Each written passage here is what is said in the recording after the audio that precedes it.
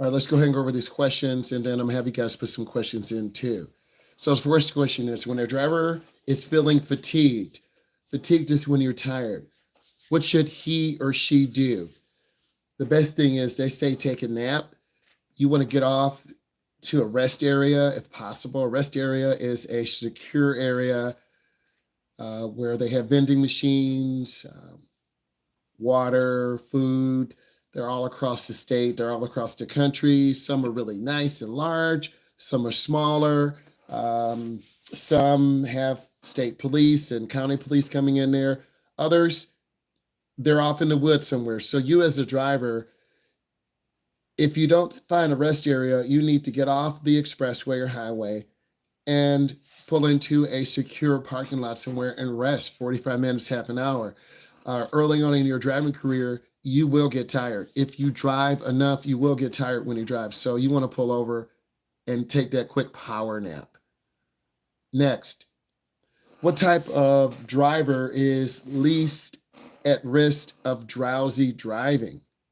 It's a driver with a passenger. You're going to have someone to talk to, interact with. They're going to be your road dog, your buddy, hanging out with you, going across the country. Hey, you can do it. I'll drive 10 hours. You drive 10 hours. We're going to make it there tomorrow morning. But your friend gets tired after 5. You get tired after 5, and then you don't go anywhere. So you have to really, you'll find that friend who has some pretty good driving experience. They'll drive with you. You'll drive with them. And then you guys kind of get along together. You have yet to experience that, but you will. 9 of you got it right, 3 of you got it wrong. So a passenger can help you stay awake. And if you're getting tired, dude, you got to pull over, man. You're falling asleep at the wheel. Oh my God. Next, what are some effects of fatigue? They are all the above. It impairs your reaction time. You're going to be driving slower. It's going to be hard to focus. It impairs your sense of ability, meaning to keep that car centered, to keep your speed, to keep it in the lane. It takes you longer to process information. Where am I? Man, I'm in Kentucky. I thought I was in Virginia. Man, you're in Washington. Bro, we're in California. Oh my God, we took the wrong exit. So you've got to, if you're tired, pull over. And what I like to do is get caught up in your sleep. If you're going to be driving 3 or 4 states over and it's your first time on the expressway, you're taking some deep driving. Get some rest. Make sure your car's in good shape. Let's keep going. What is a driver error that may cause negative reaction by other drivers? Okay. Cruising in a passing lane. That's the biggest thing that beginner drivers do. Don't chill in that passing lane. Pass, accelerate, use your blinker, get back over to the slow lane. It's really important that you understand that. And when you understand how the highway system works, you're less likely to really make people angry. Let's go to the next one. Emotions can affect a driver's ability to drive safely by all the above. You create lack of concentration. Driving takes concentration. You do increase the risk. You're going to drive crazy fast. You're going to cut people off. You're tired. It's going to increase your mental distraction. So when you really get tired, you just can't process information. You want to get to where you get fast, but you got another 10 hours or you got 8 hours. And you can't just drive super fast and be somewhere that normally takes 8 hours in 3. So you're going to go through that emotional roller coaster. All of you will. If you drive on the highway, if you just stay in your local area, you will never leave your home state. You'll be too scared. You'll be too nervous. You got to understand direction. So these emotions will happen to you if you drive long enough. If you don't, you'll never feel these type of emotions. Driving drowsy is an increasing problem. Drivers are more likely to become drowsy on a high-speed, long, boring, rural highway. This is true. There's not a lot of visual stimulation. And when you drive on the road, you need that visual stimulation to help you stay awake. Semi-trucks, fast cars, slow cars, nice cars, ugly cars. the different curves on the road, the different scenery. And if you drive long enough, you will experience this. And I say if because I don't know what you guys are going to do. And you might stay home for the next 3 or 4 years. You might just go in an area.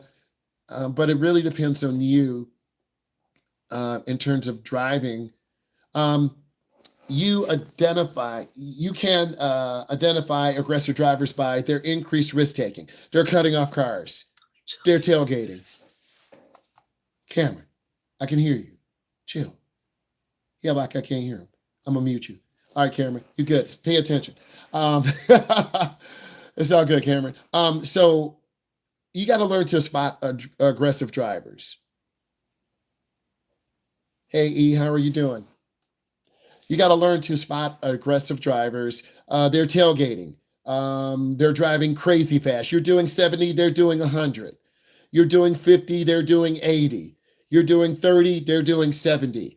They're driving really fast. It could be an old car, new car, sports car. It could be a young person, old person, lady, man. They're usually late. That's what triggers people to drive fast. So leave early. Leave early. Don't leave late. If I'm driving to New York, I want to leave early in the morning so I can have all the daylight to drive. And when it gets evening, hopefully I may be there. If not, I may rest the night or evening. You don't want to leave at night and then drive through the night and then you're going to fall asleep in the car. Next, road rage means a driver lost control of his or her emotions and attempts to harm another driver. How should you handle this situation of road rage? All the above. Leave space. Stop being aggressive and tailgating. That makes people very angry. Stay in your car, lock doors. Don't get out. There's always someone who's crazier than you. Avoid these drivers if possible. If you're driving through New York, you're driving through Atlanta, Georgia, you're going down to Florida, Tennessee, you're going to hit drivers on the roads who just drive very aggressive. Change a lane, get out of their way, keep it moving. It's not worth the fight. What are some effects of emotions? Love this. They interfere with your ability to think. And if you lose your emotions, what people want you to do, you're going to fight, you're going to cuss at someone, you're going to do some dumb stuff, and then people will take your life. They don't care. People are looking for a fight. They don't care. And they're going to use your car as a weapon. Again, they don't care. What can a driver do to reduce stress while driving? Leave early. I'll say it again. You're not going to leave early. You're going to drive to school. You're going to get up 5 minutes before. You throw in your nasty jeans, your dirty t-shirt, your little Timberlands. You put your little hat on backwards like, I'm good. But then you smell like a hot mess, this piece of garbage. Oh, it's cool, bro. I'll throw on my jacket. Your nasty hoodie that you wear every other day. So leave early. It's true. Get up. Okay, I try to get up at 5:30. I get up at 6. Okay, I try to leave the house at 7. I get up at 6:40. But you got to leave early. You're going to have to go get gas. You might have to pick up food for someone in the house. You might want to go get your coffee, right? Pick up your friend. Leave early, but you guys won't do this. Next. Okay, type what you learned, please, and thank you. Again, type what you learned in the chat. Type in 2 things you learned. Real talk.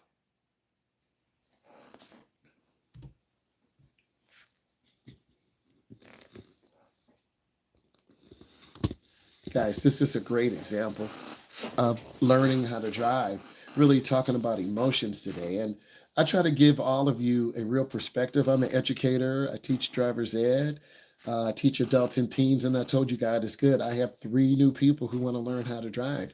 And they have to get their TIP from the state. And then once they get their TIP, I can drive them. You do got to leave early. A lot of people don't. You see me driving, I go live. I try to leave early. I get gas. You see me go through McDonald's, ask you what you want.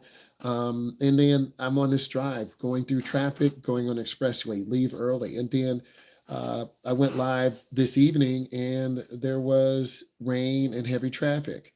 So you always can't control when you drive or how you drive, but leave early. And again, I'm so appreciative of all of you. And I just want to say thank you. And look at all my videos. Bye, guys.